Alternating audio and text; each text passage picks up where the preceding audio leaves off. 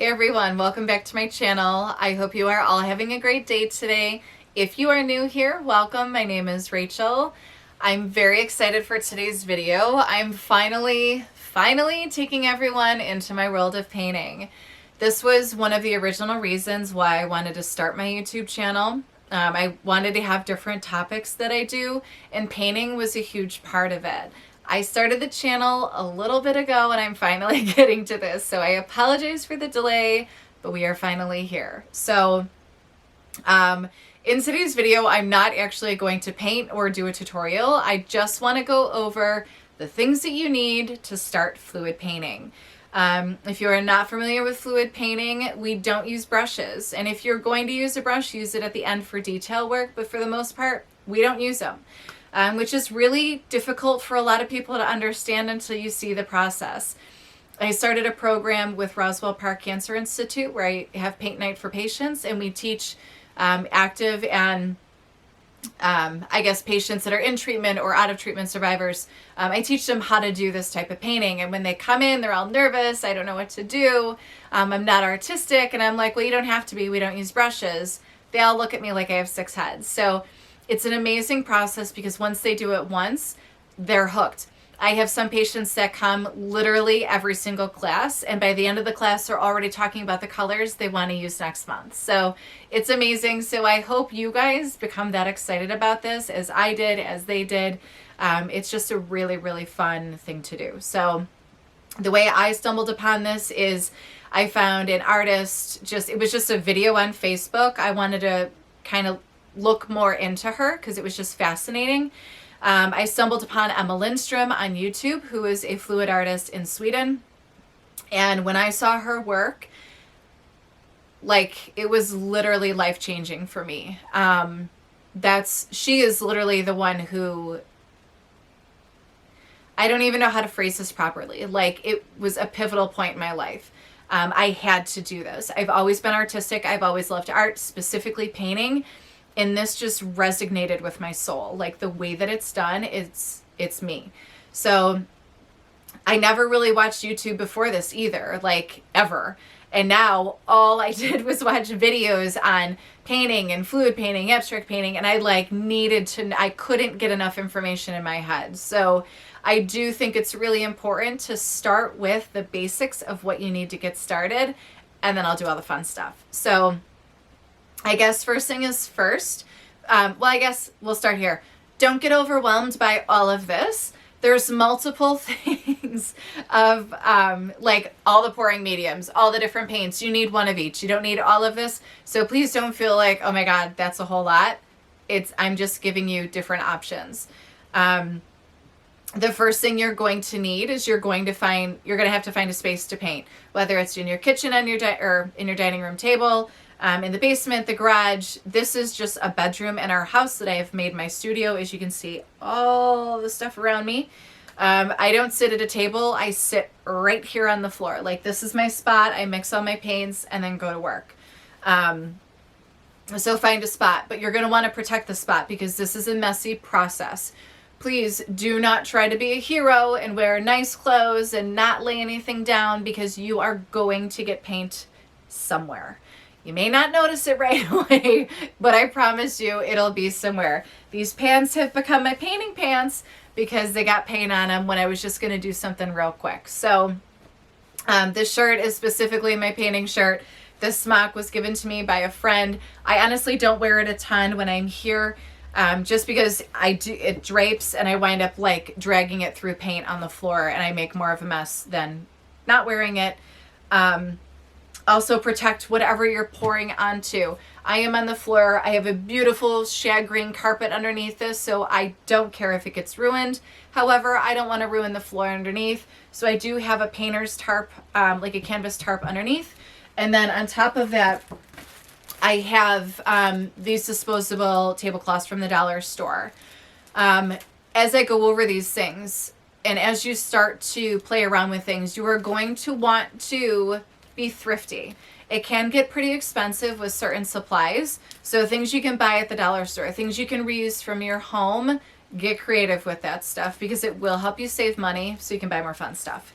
So I buy these tablecloths 10 at a time. I use them 5 to 10 times depending on how awful they get if they get ripped. I pull them up, throw them out, lay another one down. So those are a must for sure. Painting clothes, of course. You gotta have gloves. If you have a nice manicure done, you're going to get paint under your nails. It's hard to get off. It's so dry right now outside. Like my hands are disgustingly dry. Paint is no good for it. Plus, you don't want paint on your skin. So these gloves I did buy from Amazon. There's 200 in a box. They're just regular gloves. And you can dispose of them after every use. So those are wonderful.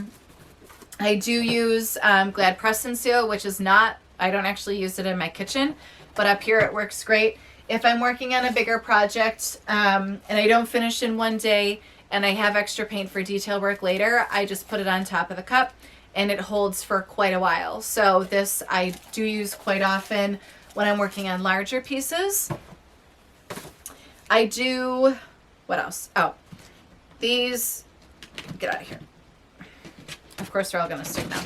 So these are locker bins I also get from the dollar store. So when you are painting and you have your canvas or whatever you're pouring onto, if it's sitting up on something, the paint, you're going to want to coat the edges. So you need the paint to be able to go off. If it's sitting on the floor or on the table flush with it, the paint is going to pool at the sides. And if you use an excessive amount, the wooden frame on the back of the canvas can wind up warping. I actually have a very large canvas that happened to because there was just too much paint on it. But you want it to be able to drip off so you don't have to try to peel it off the sides. It's not a good look. So these storage bins are awesome. You can also use push pins that have like the plastic on them and just put them in the corners of it and it'll raise it just enough so it's not sitting in its own paint. Obviously canvases you're gonna need. These I love. You can see it drips down the side and it's actually very therapeutic. Like I'll come up here and it becomes like super addicting. Like I love peeling it off the sides. It's like if I need to come up here and think about what I'm going to do, I'll just clean all the bins off by picking it off. It's kind of a mild obsession. Anyways, I digress. So storage bins are a must. You're going to need something to mix in. So I have 3 different size cups. You can buy them in bulk on Amazon at the dollar store. I have little shot glasses, which you could use for smaller canvases like this. I personally don't work well on small canvases like this. I just don't. I've tried. I entered a competition and you had to use 5x7, so I bought a few of them. I don't particularly like using small ones. So shot glasses, I think these are 6 or 7 ounces, and then whatever these are. So a couple different size cups I find come in handy. I do also use, these black cups are also from the dollar store, just as storage containers. You're going to need something to stir with. So I find the wooden craft sticks are the easiest. They have 2 different sizes. I personally like the bigger ones better. My hand tends to cramp if I'm using the small one. Those you can buy at the dollar store. You can buy on Amazon, any craft store, whatever. They have them multiple different places. And then I also use these like little rubber spatulas when I'm doing larger batches of paint. I did a huge painting with orange, which of course I didn't clean this well enough, so there's still orange stuff all over it. And then this one I use if I'm doing a Dutch pour and I have to smooth the paint and spread it on the canvas. I like to use this one because it's just got a good shape to it. But also what I use this to stir bigger batches of paint. I always have a huge batch of white mixed up because I use it a lot. You're going to use it a lot if you do Dutch pours. It's super popular. Or a lot of people just use white as the base when they start to fill their cups if they're doing a dirty pour. This container is a pistachio container from Target. I save all of these because they're great for mixing large batches in.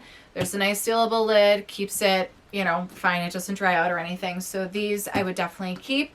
On the thrift side, I also drink Coffee Mate almond milk, whatever coffee creamer. Those jugs are gold for this. They're just easy to hold. They have a lid, they have a spout. I have one with water. I have one with a pouring medium. I have one with paint that's mixed, and they're nice because they have a lid. You can just shake them if it's been sitting for a little bit, and it's good to go. So I literally have a whole big bag of these, which is kind of depressing, but they come in handy. And then you can just dispose of them when you're done. You don't have to wash them out. I'm going to have coffee made all the time anyways, so I'll always have them. A couple other things that I did order. I bought these like condiment containers from Amazon in a couple different sizes.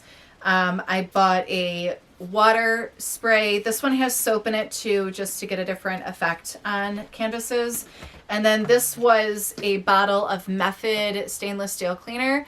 I just used it for water for like a little spray bottle. So those you won't need for more like dirty pours and stuff, but I use them for my bigger pieces.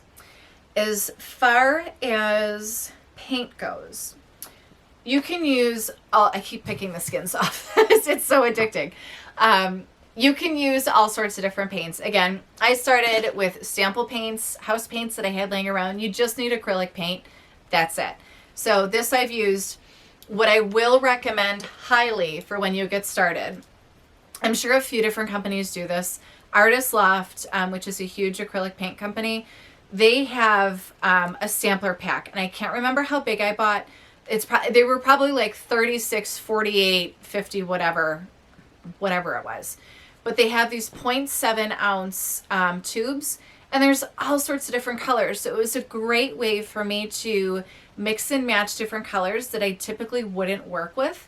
And I've gotten some really great results from them. Like some of my first paintings I ever did was from using these and just paints I wouldn't normally gravitate towards, and they turned out amazing. So these I really, really recommend. You can always find a coupon for Michael's Joann's in the paper, so you never have to pay full price for that stuff, which is even better. So these for getting started out, I would absolutely recommend. These Craftsmart paints are good as well. They're 2 fluid ounces. They're probably $2 a piece or so. Again, they're always on sale. You can get coupons as well. They're not my favorite paints. I do feel that they tend to crack a little bit when they dry on the canvas. And it could just be different mediums that I'm using with them. But again, they're a cost-effective way to kind of experiment with things. So those I have used. DecoArt makes amazing metallics. This is a beautiful rose gold. My like signature is I typically have metallic in almost every painting I do. And it's just one, it's just enough. But I love it. So that I really like. This is also another like iridescent metallic by Color Shift. This is a metallic by Loft. Loft also does neon, which is pretty cool. And then they just have like regular colors as well. Again, they're a pretty big line.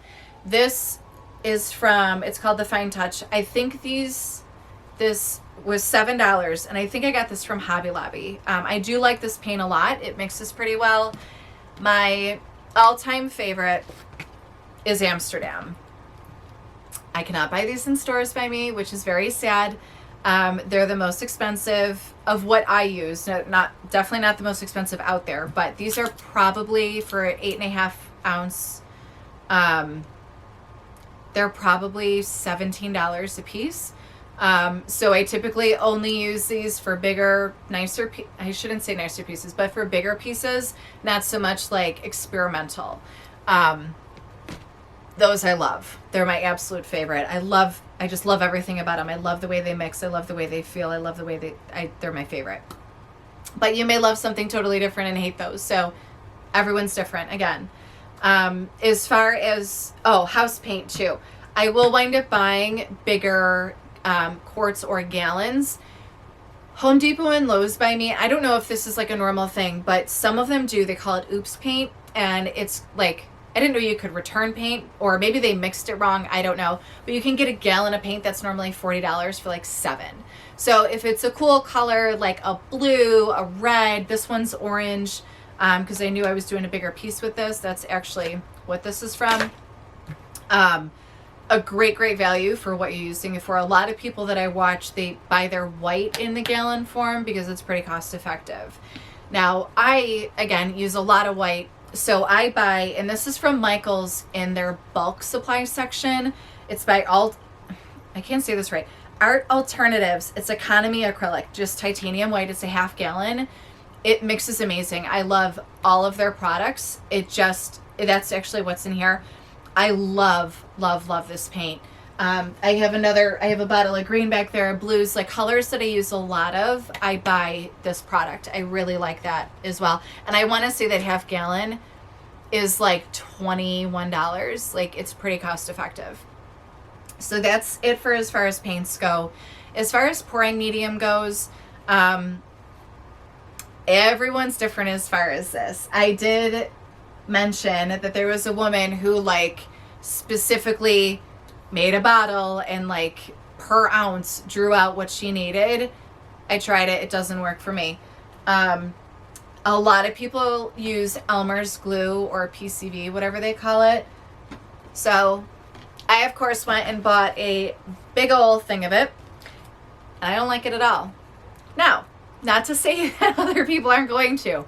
I just don't like the way that it works with my products. Maybe it's I'm not using the right ratios. I don't know, but I didn't like it enough to even want to continue to experiment with it. So I will probably use this to make slime with my 4-year-old niece because that's fun to do. So not my favorite, but I'm sure, I don't know, maybe I'll try it again. Maybe I'll do a demo of all different pouring mediums and I'll use that.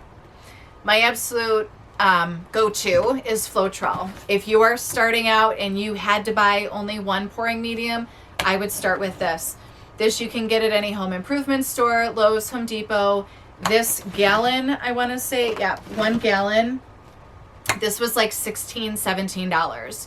They do make smaller bottles. You can, I think this was the better value as far as like price per unit. But you can use this in your house paint too when you're painting walls, rolling, brushing. It helps with the crazing in the lines. So yeah, I think you would use this anyways. I use this all the time. I love it. I don't use it necessarily for my bigger pieces, but if I'm like experimenting, doing Dutch pours, things that I've like not really done a ton of, this is my go-to for sure. It is also very difficult to pour, you know, into this size cup out of here. So that is why I have a couple different other bottles that I just pour this into so that it's just easier to use. My all-time favorite is Liquitex Pouring Medium. This bottle is about $33 a piece, which is a lot because you go through it relatively quickly. I do now wind up buying the big gallon jugs of it for about $100. But I only use this on big pieces. This is not something I really experiment with a ton because it is pretty pricey, but again, it's my favorite.